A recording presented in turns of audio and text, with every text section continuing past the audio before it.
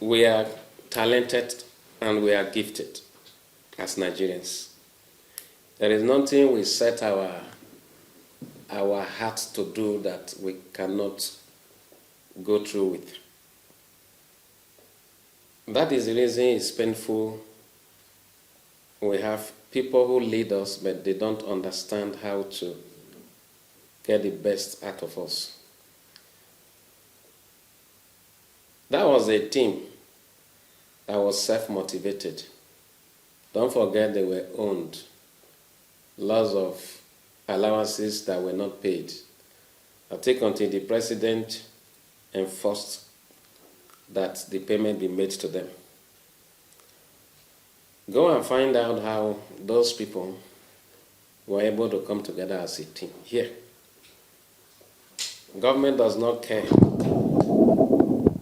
how you make efforts to develop yourself. But when you get to the top, and that is the only time they come in to want to take you as their own. Go and find out things about those individual players. You will discover that the state was never there for them.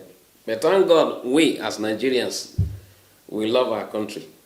Nigeria still exists because of the efforts of the Nigerian people themselves. So that was a good one for us. The 10th one. Countries more motivated could not even get to the quarterfinals. Now, a country like Nigeria, that was among the least motivated teams, coming home with the cup. It's a good one. I'm fanatical about football. I'm a Chelsea fan, proudly. I watched it, not just the last match. I watched all the matches. I knew we were going to come back. I knew we were going to make a comeback and defeat them. Reason being that on the continent, on this soil, like the African soil, on this African continent, not in, on the pitch of female football, as far as Africa is concerned, the Super Falcons, they take the lead. We know we are used to upturning soccer deficit. Saudi 89, 4 goes down. You remember what happened with Atebojo, Dimeji Lawan, and other people. How they came way back, 4 goes down. They ended up winning that same match. They actually came second in that tournament. They got to the finals. So, see, me, I like it when my opposition is strong. It brings out the best in me. I knew the individual talents that that star-studded team has, and I was very optimistic that any attempt that we're going to score 1 goal, we'll score the second and win them, and that came true. Do you want to hear the truth? This is where I'm different. Well, what the president did was good. But, me personally, Comrade Yeri, I have a question mark on it, and I have a comma on it. They won a cup, became the champions of Africa, yes. Were hosted. Beyond the hosting, because they won, where else could the government be useful to them ever? Go and find out the heroes who conquered the world for us. They conquered Africa for us. They went to US 94. What about those who conquered Atlanta 96? You know, Roma is passing through a lot of problems today. He was defrauded. He became mentally grounded. The government is aware. What did they do for him? Have they even made any attempt to rehabilitate him? How did Rashidi Yakini die? Go and find out. He had problems that government could fix for him. Was he not abandoned to die? He was abandoned to die. That was one man that brought a lot of honor to his own country, Nigeria. find out how this Enugu man died. Was Christian Chukwu. Were you aware it was this philanthropist, Femi Otedola, who had to pay his bills when he had sickness? We're talking of the team that won the first Africa Cup of Nations for us in 1980. Right? When that man was sick, Segun Odegbami was running everywhere looking for money. Which government are you talking about? Now, that was good that they were honored, but for me, that is why I'm sick on religion. I don't believe in those kind of wash honor. In the next 5 years, God forbid, any of them has issue ever with their heads or with their accommodation or with their... Does the government care about them? Are you getting what I'm trying to say? And I also want you, the media people, to do a follow-up on those promises, to be sure they were given the houses, to be sure they got those money. I know what I'm talking about, because in this same country, we had seen presidents who made such promises to players, and they never got those things. Some were promised land, some were promised houses, they never got. I don't know about money. Let me say this to you. I think you can do a finding on it.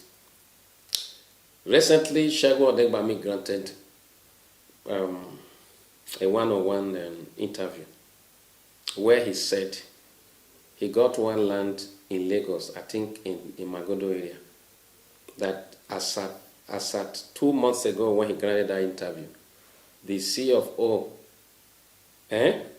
he has still not gotten it. We are talking of someone who we ought to have celebrated as a national hero. See, our government should be sincere. They should be sincere to the people they lead, and as leaders, they should be sincere to themselves. I believe Tinubu, being a very generous man, you know, no matter how much you like or dislike a person, the good aspect of that person cannot be hidden. Tinubu is not to be the president. I mean, someone who takes care of his people. I'm sure he will do that. I'm sure he's going to give them everything he had promised them, because he takes care of his people. If there is anything that is good about him, is that he takes care of his own people. But as government, we have fed our past heroes. This one that they are doing, I hope they have changed. Meaning, when the hero is a hero, you celebrate that hero, I mean, till the hero exits this planet. Yeah? Before now, who were these people? Go and find out if the government at the state or federal level had made impact or input on them. And I can beat my hand on my chest to tell you, you will not be disappointed to find out that they've not helped them. But by personal development and personal and family efforts, they brought themselves to the limelight. Thank God they have brought a cup home. And I want to believe Tinubu, for his generosity, will do for them what he had given them as promises. But beyond that, it's like, oh, I have given you this because you brought the cup home. This is it. Whatever that happens to you in the future, is there any special fund that caters for? These are heroes in terms of their welfare. In case tomorrow they have issues. Are you not seeing the way they are dying? Peter Rufai died not quite long. It's only when they are dead that you have their state governors or the president of the country sending a message. Why, for some reasons, they became incapacitated or unable to fend for themselves, they are forgotten. So it's like we don't care about the true heroes that have actually inked the Nigerian name, the name Nigerian, ink it on the stone of history. You know how to ink on the stone, inscribe our name on the stone, like cast it on that stone. Those people have died in